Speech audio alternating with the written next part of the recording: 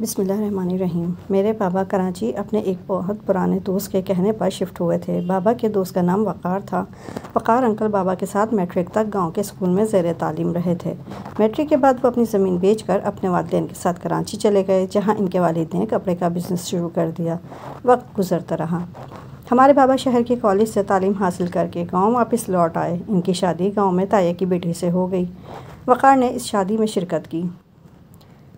بابا کی شادی میں ایک دور کی رشتہ دار لڑکی ان کو پسند آ گئی اور ان کی شادی رفعت آنٹی سے ہو گئی۔ جب تک رفعت آنٹی زندہ رہیں وہ جب بھی گاؤں آتیں امی سے ملنے ضرور آتیں۔ پہلوٹی کے بیٹے کی پیدائش کے وقت ان کا انتقال ہو گیا۔ بیوی کی وفات کے بعد وقار انکل نے دوسری شادی نہیں کی اور بیٹے کی پرورش کے لیے انہوں نے ایک بوڑھی عورت کو رکھ لیا۔ جب سعد کی عمر 10 سال ہو گئی تو اس کو پالنے والی بوڑھی انا چل بسیں تو وقار انکل کی بہن نے ان کی دوسری شادی کروا دی۔ دوسری شادی کے بعد وقار انکل نے گاؤں آنا تقریباً چھوڑ دیا۔ ان کی نئی بیوی کا تعلق شہر سے تھا، لہٰذا وہ مکمل وہاں کے ہو گئے۔ میرے بابا سے بھی ملنا جلنا اور رابطے کم سے کم تر ہوتے گئے۔ وقار انکل کا کاروبار وقت کے ساتھ ساتھ وسیع تر ہوتا جا رہا تھا۔ ان کو اب اپنے بزنس سے ہی فرصت نہ ملتی تھی کہ وہ دوستوں سے دوستی کیسے نبھاتے۔ میرے بابا نے اسلام آباد میں بزنس کیا، لیکن انہیں کاروبار کا کوئی زیادہ تجربہ نہ تھا۔ باپ دادا کے زمانے سے زمینداری کرتے چلے آ رہے تھے، جو بزنس کرتے ناکام ہو جاتے اور پیسہ برباد ہو جاتا۔ اتفاق سے ایک روز ان کی ملاقات اسلام آباد میں وقار انکل سے ہو گئی۔ وہ کاروبار کے سلسلے میں کپڑے کے ایک مل آنر کے پاس آئے ہوئے تھے۔ مدت بعد پرانے دوست ملے تو والہانہ گلے سے لگ گئے۔ کچھ مصروفیات اور مجبوریوں کا بیان اور کچھ گلے شکوے ہوئے اور پھر حال احوال کے بعد انکل نے بابا کو آفر کر دی کہ تم اہل و عیال سمیت فیصل آباد شفٹ ہو جاؤ، میں تمہاری رہائش کا بندوبست کرتا ہوں۔ میرے بنگلے کے برابر والا مکان بھی میرا ہے، وہاں رہائش اختیار کر لینا، تمہیں پریشان ہونے کی ضرورت نہیں۔ تم میرے ساتھ کاروبار میں شریک ہو جاؤ، مجھے تمہارے جیسے قابل اعتماد اور مخلص پارٹنر کی ضرورت ہے، اکیلے اتنا بڑا بزنس نہیں سنبھلتا۔ بابا تو پہلے ہی پریشان تھے، جو کام کرتے ناکامی کا منہ دیکھنا پڑتا، سرمایہ الگ ضائع ہو جاتا۔ انہوں نے فوراً حامی بھر لی۔ یوں ہم لوگ فیصل آباد شفٹ ہو گئے۔ وقار انکل نے ہمیں اپنا مکان رہائش کے لیے دے دیا۔ اس میں سہولت یہ تھی کہ ان کے گھر سے ہمارے گھر کی 4 دیواری ملی ہوئی تھی۔ اتنے بڑے شہر میں بابا کو تنہائی کا احساس نہ ہوتا تھا۔ ایک ہفتہ کھانا انکل کے گھر سے آیا، پھر ہمارا کچن سیٹ ہو گیا۔ بابا نے وقار انکل کا شکریہ ادا کرتے ہوئے کہا کہ اب کھانا بھجوانے کا تکلف نہ کریں، میری بیوی خود پکا لے گی۔ 10-12 دن بعد امی وقار انکل کے گھر گئیں تاکہ ان کی بیگم کا خود شکریہ ادا کریں۔ وہ ابھی تک ملنے ہمارے گھر نہیں آئی تھیں اور وقار انکل نے وجہ یہ بتائی تھی کہ میری بیگم کی طبیعت ان دنوں کچھ خراب ہے، اس لیے وہ آپ لوگوں سے ملنے نہیں آ سکتیں۔ امی نے پہلی بار سعد کو وہاں دیکھا، ایک پھول سا مگر مرجھایا ہوا دبلا پتلا لڑکا، زرد رنگت اور سہما ہوا سا۔ وہ سمجھیں کہ ان کا کوئی گھریلو ملازم بچہ ہے، کیونکہ اوپر کے کام کے لیے اکثر لوگ اتنی عمر کے لڑکے ملازم رکھ لیتے تھے۔ وہ کام بھی ایسے ہی دوڑ دوڑ کر رہا تھا جیسے واقعی ملازم ہو۔ وقار انکل کے دوسرے بچے تو حلیے اور لباس سے کسی سیٹ کے بچے لگتے تھے، مگر ساتھ کسی طرح سے بھی ان کا بیٹا نہیں لگتا تھا۔ امی کی وقار انکل کی بیوی سے یہ پہلی ملاقات تھی۔ وہ خاتون کافی فیشنیبل تھیں اور اپنے انداز سے اعلیٰ گھرانے کی لگتی تھیں۔ ان کو پوری طرح یہ احساس تھا کہ وہ امیر زادی ہیں اور امیر شوہر کی بیگم ہیں۔ دولت کبھی کبھی انسان کو ایسا نشہ دیتی ہے کہ وہ خدا اور اس کی خدائی کو بھول جاتا ہے، اور بعض مرد بھی اپنی دوسری بیوی کے ایسے غلام ہو جاتے ہیں کہ پہلی بیوی کے اولاد کو اپنی اولاد سمجھنا چھوڑ دیتے ہیں۔ امی وقار انکل کے گھر سے آئیں تو بے حد افسردہ تھیں۔ میں نے امی کی خاموشی کی وجہ پوچھی تو امی نے بتایا کہ آج مرحومہ رفعت کے بیٹے سعد کو دیکھا، کاش نہ دیکھتی، اس کے چہرے پر یتیمی اور بے چارگی برستی ہے۔ اس کا حلیہ اور حیثیت بھی افسوس کہ اپنے باپ کے گھر میں ایک ملازم جیسا ہے۔ وہ کسی طور کروڑ پتی باپ کا بیٹا نہیں لگتا۔ خدا جانے وقار بھائی کو کیا ہو گیا ہے، ان کی ہمت اور غیرت مر گئی ہے، یا وہ تھے ہی اتنے سنگ دل، لیکن سنگ دل سے سنگ دل باپ بھی اپنی اولاد کے ساتھ ایسا سلوک نہیں کرتا۔ لگتا ہے کہ اس کی دوسری بیوی نے ان پر جادو کر دیا ہے کہ وہ اس کی الفت میں بالکل اندھے ہو گئے ہیں۔ ان کو اپنا معصوم بیٹا نظر ہی نہیں آتا، حالانکہ وہ بہت اچھے انسان ہیں۔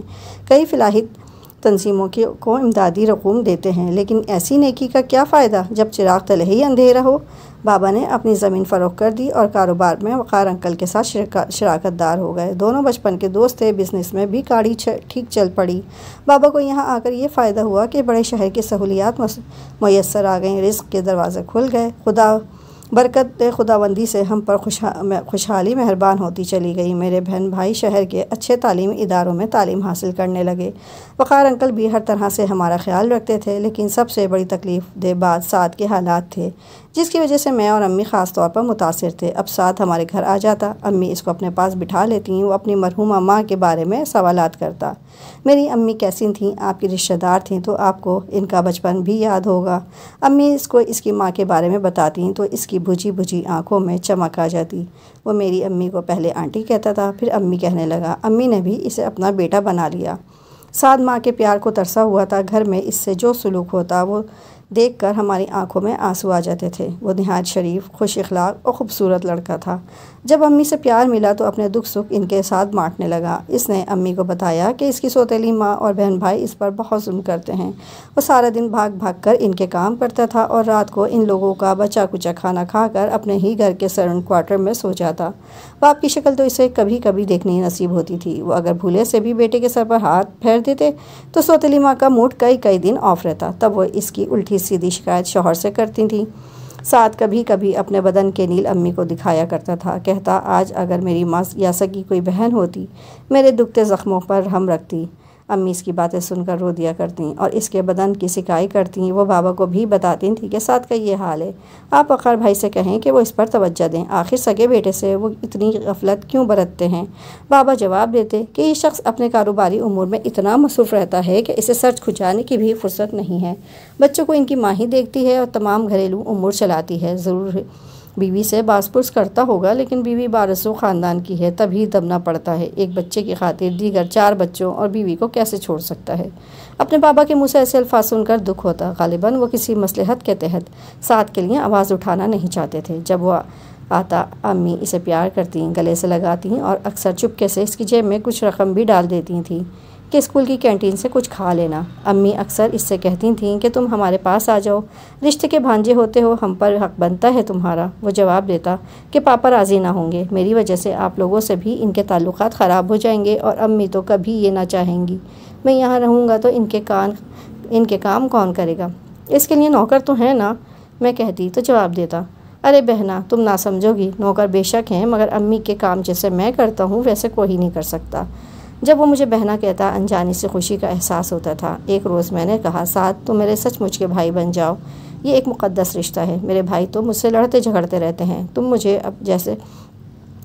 مجھے تم جیسے امن پسند بھائی کی ضرورت ہے۔ میں آپ کا بھائی، پکا بھائی ہوں، بالکل سگے جیسا، اس نے خوش ہو کر کہا۔ دراصل میں اسے بہن کے رشتے کی خوشی دینا چاہتی تھی جو اس کی سوتیلی ماں اور سگے باپ کی بیٹیاں نہ دے سکی تھیں۔ مجھے اس کے دکھی چہرے سے محبت ہو گئی تھی، اس کے پیار کے لیے ترستی آنکھوں اور تشنہ مسکراہٹوں میں میرے لیے انمول چاہت کا جذبہ موزن رہتا تھا۔ ایک دن جب امی ڈاکٹر کے پاس گئی ہوئی تھی، کسی نے گیٹ پر بیل دی۔ میں نے پوچھا کون ہے؟ جواب ملا بہنا میں ہوں سعد۔ اس کی آواز میں عجیب سی لڑکڑاہٹ اور اجرت تھی۔ میں نے گیٹ کھول دیا۔ وہ پلک جھپکتے ہی اندر آ گیا اور گیٹ بند کر دیا۔ اس کی حالت غیر تھی، جیسے کسی نے اس کے چہرے پر لگاتار کئی تھپڑ مارے ہوں۔ چہرہ سرخ تھا اور ٹانگیں لڑکھڑا رہی تھیں۔ میں اسے اس حالت میں دیکھ کر پریشان ہو گئی۔ سعد بھیا کیا ہوا؟ کیا کسی نے مارا ہے؟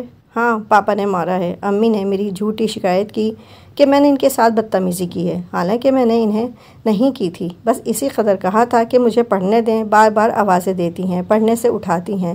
میں پیپر کی تیاری نہیں کر سکتا، کل میرا پیپر ہے۔ بس اس بات پر انہوں نے ابو سے ایسی شکایتیں لگائیں کہ ان کو غصہ آ گیا۔ انہیں کسی ضروری کام سے جانے کی جلدی تھی۔ مجھ سے کچھ پوچھا اور نہ سنا، منہ پر تھپڑ لگائے اور دھکا دیا تو میں زمین پر گر پڑا۔ بہت چوٹیں آئی ہیں، چلا نہیں جا رہا۔ وہ چلے گئے تو ادھر آ گیا امی کے پاس۔ ان سے کچھ کہنا ہے۔ امی سے جو کہنا ہے مجھ سے کہہ دو، وہ گھر پر نہیں ہیں، امی ڈاکٹر کے پاس گئی ہیں۔ مجھے کچھ رقم چاہیے۔ رقم کا کیا کرنا ہے تمہیں؟ اپنے استاد کے گھر جانا ہے۔ ان کو میں نے گھر کے سارے حالات بتائے ہوئے ہیں۔ انہوں نے کہا تھا کہ اگر تمہیں گھر پر پڑھنے نہ دیا جائے تو میرے پاس آ جانا۔ سالانہ پیپر میں غفلت نہ کرنا۔ میں تمہاری تیاری کروا دوں گا اور تمہارے والد سے خود اجازت لے لوں گا۔ میں بس سر عابد کے پاس جانا چاہتا ہوں۔ گھر کہاں ہے ان کا؟ زیادہ دور تو نہیں ہے؟ ان کا فون نمبر ہے تمہارے پاس؟ تو اس نے کہا کہ نہیں، لیکن تمہیں فون پر بتا دوں گا۔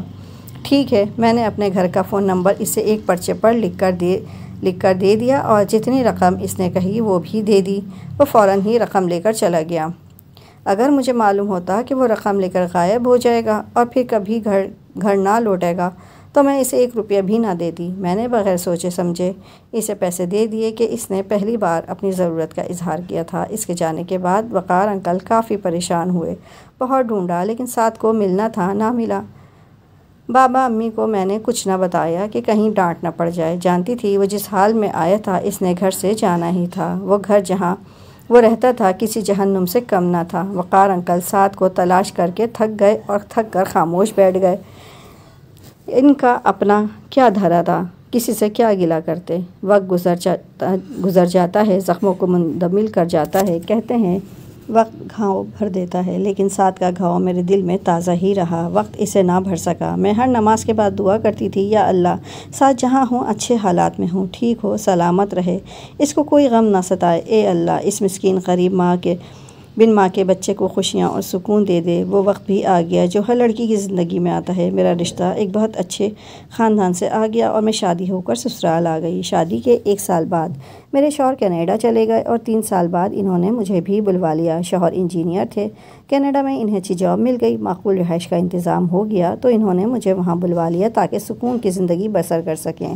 ہمارا وطن جانا 5 برس کے بعد ہو سکا۔ میرے ابا نے اپنا ذاتی مکان خرید لیا تھا۔ میرے پاکستان آتے ہی انہوں نے میری بہن اور بھائی کی شادیاں طے کر دیں تاکہ میں بھی شادی میں شریک ہو سکوں۔ بہن کی شادی غیروں میں ہوئی اور بھائی کی دلہن امی گاؤں سے لائیں تھیں۔ بھابھی ہماری کزن تھیں۔ بھابھی نے ہی بتایا کہ سالانہ پیپرز دینے کے بعد سعد گاؤں آیا تھا۔ باپ کا گھر چھوڑنے کے بعد وہ اپنی خالہ سے ملنے گیا تھا جو رفعت آنٹی کی سگی بہن تھیں۔ اس نے بڑی سختی سے منع کیا تھا کہ کسی کو اس کے آنے کا نہ بتائے۔ وہ صرف 1 رات گاؤں میں رہ کر دوسرے روز صبح ہی واپس شہر چلا گیا۔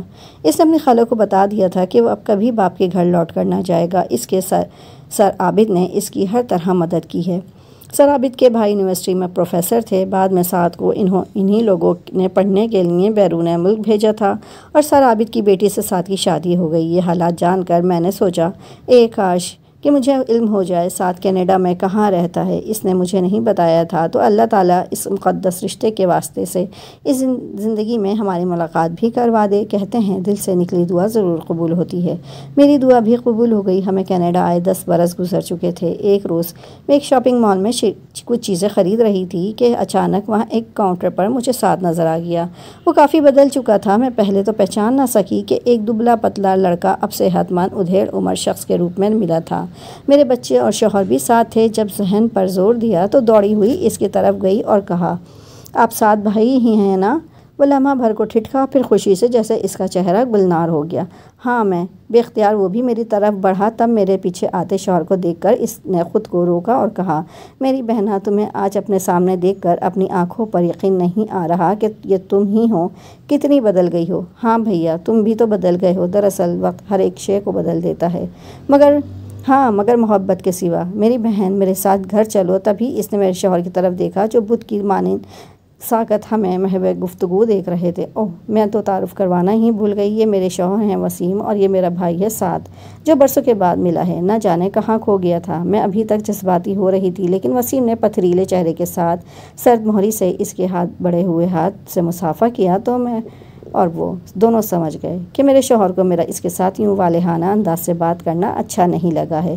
تبھی سعد نے ہمیں یہ کہہ کر خدا حافظ کہا، اچھا بہنا پھر ملیں گے۔ لیکن اس کے بعد ہم پھر کبھی نہ ملے۔ اس نے جو کارڈ میرے شوہر کو دیا تھا وہ انہوں نے لاپرواہی سے جانے کہاں گرا دیا۔ میرے اصرار کرنے پر بولے، میری عزیز ازجان بیگم، بہن بھائی صرف سگے ہوتے ہیں، باقی رشتوں کو دنیا داری کے خاطر نبھانا پڑتا ہے، لیکن ہمیں اب اتنی فرصت کہاں ہے کہ یہ رشتے نبھا سکیں۔ سعد کو جیسے پہلے بھلا دیا تھا اب بھی بھول جاؤ۔ اتنے بڑے کینیڈا میں ہم اب اس کو کیسے ڈھونڈ پائیں گے؟ میں ان کا مطلب سمجھ گئی تاہم یہ انہیں نہ بتا سکی کہ میرے جیون ساتھی، میں کبھی سعد کو نہیں بھلا سکتی۔ میں نے اس کو سچے دل سے بھائی بنایا تھا اور زندگی نے پھر کبھی ملا دیا تو تب بھی وہ میرا بھائی ہی ہوگا اور بھائی ہی رہے گا۔